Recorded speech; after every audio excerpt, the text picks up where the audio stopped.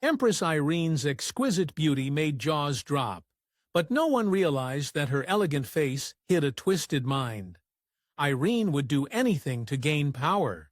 In order to inch closer and closer to the Byzantine throne, she manipulated her loved ones, subjected her enemies to heinous punishments, and, in one occasion, dealt the ultimate betrayal to her own husband. Buckle up. Empress Irene's story is not for the faint of heart. Irene's path to the throne of the Byzantine Empire was a twisted one, but she did have a leg up in the beginning. Born in Athens around 750, she was a member of an extremely influential and noble Psaranthipakos clan. Unfortunately, there was a twist. Irene experienced immense tragedy from a young age, with both of her parents dying when she was a girl. There was, however, one consolation.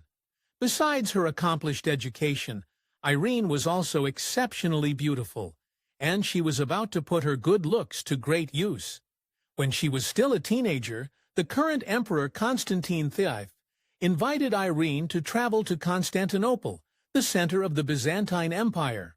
Some historians believe that while there, the emperor put on the first Byzantine bride show for his son and heir, Leo. It is as gross as it sounds. Young women paraded in front of the young man, and he picked the one he found the most beautiful. Well, you can guess what happened. At the bride show, Irene's great beauty helped her blow all the other high-ranking women out of the water.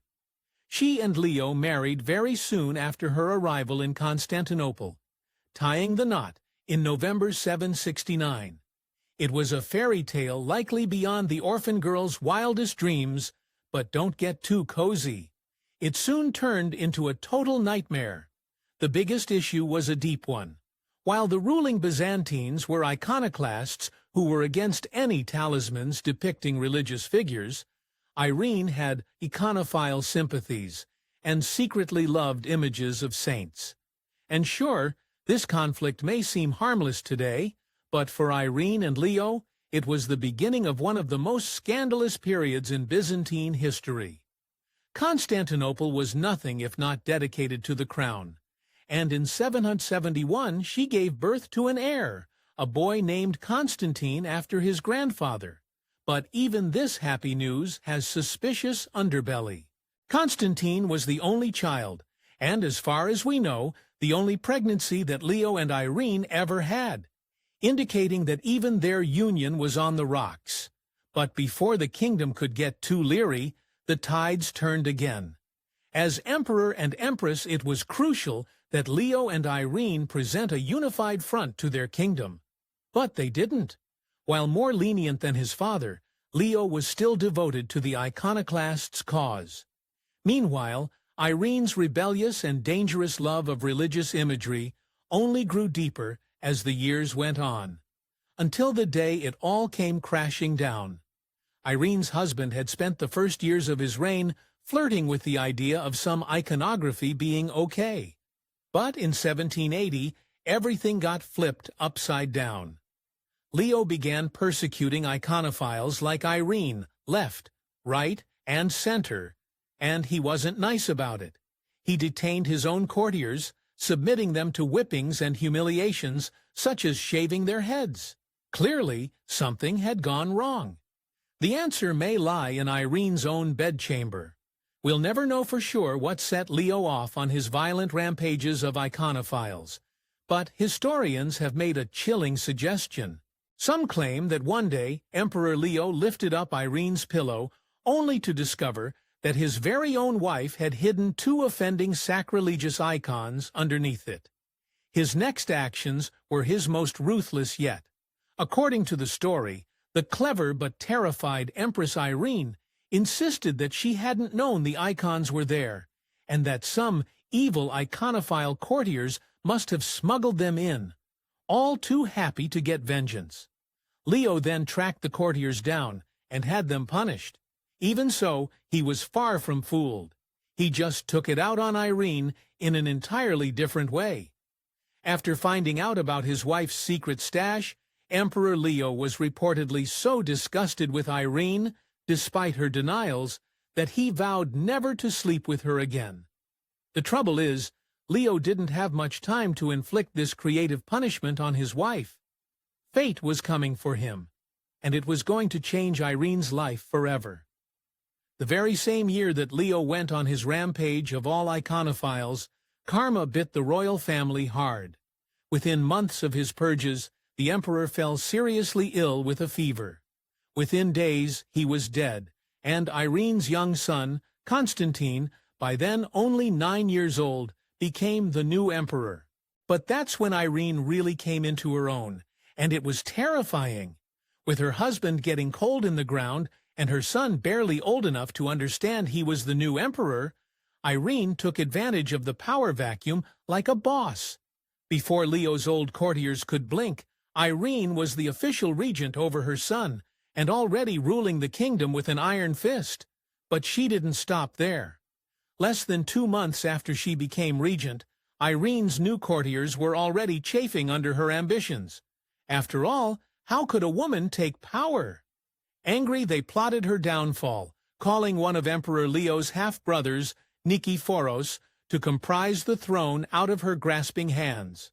Oh boy, did they end up wishing they'd stayed obedient. Empress Irene saw this failed conspiracy for the opportunity it was. She not only punished the men, she banished them from their former high positions, then replaced them with men who were unfailingly loyal to her and her vision for the empire. In addition to her punishments for Nikephoros and his allies, Irene also gifted them positions as priests at the famous Hagia Sophia in Constantinople. Sure, that may seem like a merciful compliment, until you realize the stunning truth. Taking up the cloth barred the wily Nikephoros from ever ruling in the future. Suddenly, now everyone in the empire knew they were dealing with one smart cookie, but Irene was moving on to even more cunning tactics. In the coming months, Empress Irene solidified her power in a breathtaking way. Elbowing her own son, Constantine, right to the sidelines, she put her name first and foremost on all coins and documents of the time, positioning herself as his more powerful co-ruler, not his regent, and then she even tried to control him in the bedroom. Nothing says political genius in the Byzantine Empire like forging an advantageous marriage, and Irene soon began looking around for a young bride for her son to solidify his, power. Her gaze landed on Ruthless, a daughter of Charlemagne. As always, Irene had chosen well. Charlemagne was then a powerful mover and shaker in the Western Roman Empire, Byzantine's counterpart.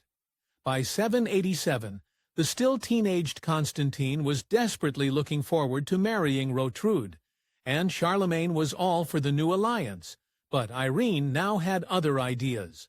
The political tides had shifted, and Charlemagne was no longer useful to her, so she cut the engagement off. Looking back, this may have been the beginning of the end of her happy family. Not only did Irene and her son's engagement to Ruthless, she also still insisted on selecting his next fiancé. Ironically, she chose the prospect Maria of Amnia through a bride show, the same unromantic, shadowy way that Irene herself got to be empress. Constantine dutifully tied the knot with Maria, but the entire time he was plotting revenge. As Constantine grew older, he also grew ever more aware that his meddling mother was siphoning off his power.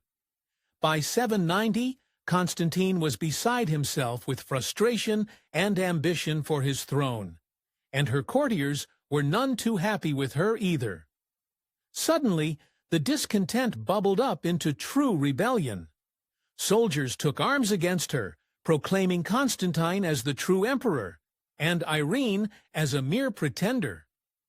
Worst of all, this time it worked. After a decade of nearly unchallenged power, Irene was humiliated and stripped of her titles. It only made her hit back that much harder.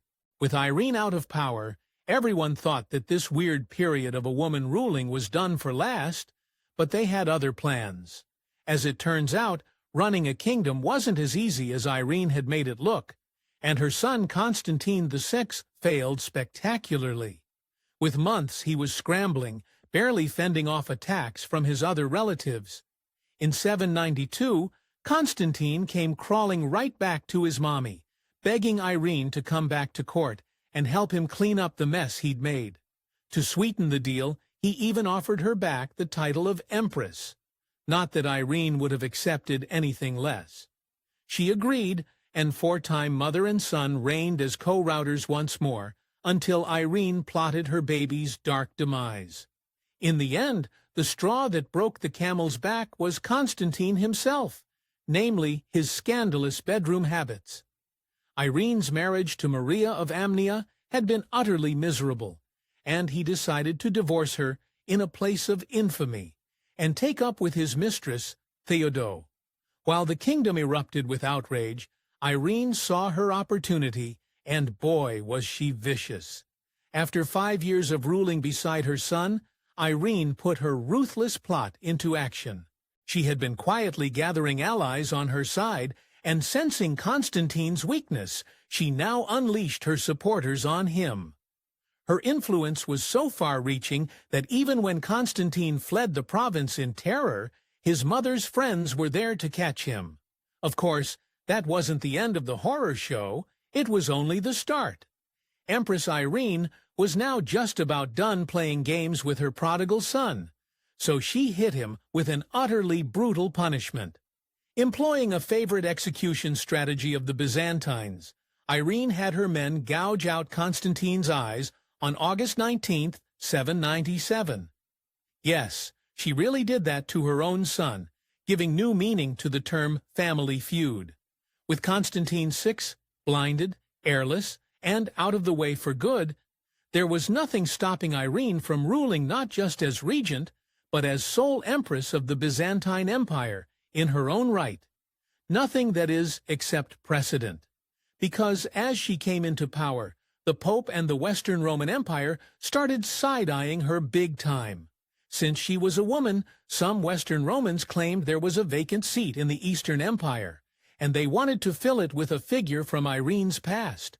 In 800, just a few years after she fully grasped the Byzantine throne, Irene's power faced a chilling threat. Pope Leo III, going under the whole "a woman doesn't count" theory, proclaimed her old pal Charlemagne as the Holy Roman Emperor of a unified Roman Empire, essentially diminishing the clout of Irene's own kingdom. The Byzantine Empire is no place to rest on your laurels, and any emperor or empress had to constantly be on their toes for plots against them. One day, Irene slipped up, and it cost her everything. In 802, yet another faction of rebels plotted to oust her from the throne. This time, they succeeded in replacing her, insultingly enough, with the public finance minister. Given Irene's ruthless reputation, they did not show mercy. On October 31st, Irene was officially no longer the empress, and after her decades of courtly plotting, no one in the empire wanted to test out having her stick around the palace as a dowager. Instead, the victorious rebels exiled her to the remote Greek island of Lesbos, now famous as the poet Sappho's home. Once Irene got there, her fortune fell even more. Irene had grown up beautiful, took up a position as a fantastically wealthy consort, and plotted her way into absolute power. In other words, she was not used to poverty, but that's exactly what she got on Lesbos. Her fate was pitiful. Bereft of her jewels and her influence, the once mighty Irene had to make ends meet by spinning wool. With this complete reversal of fortunes, it's perhaps no surprise that the shock was too much for the former empress, who was now somewhere in her 50s and showing signs of wear from her difficult life. In the end, Irene only survived a bare year on Lesbos after her humiliating exile, passing on August 9, 803. There are many theories about just how and why Irene's late husband, Emperor Leo, passed. Some other theories blamed his demise on poor health and stress, but perhaps the most scandalous is that Irene saw the tide was turning against her, and, to get out of an increasingly uncomfortable situation, she poisoned her husband. Whatever the truth, Irene definitely had no scruples when it came to getting and keeping power. And her subjects found that out the hard way. If you enjoyed this video and you'd like to see more content from Factor 8, please don't forget to hit that subscribe button below and leave a like and comment on the video. Thanks for watching.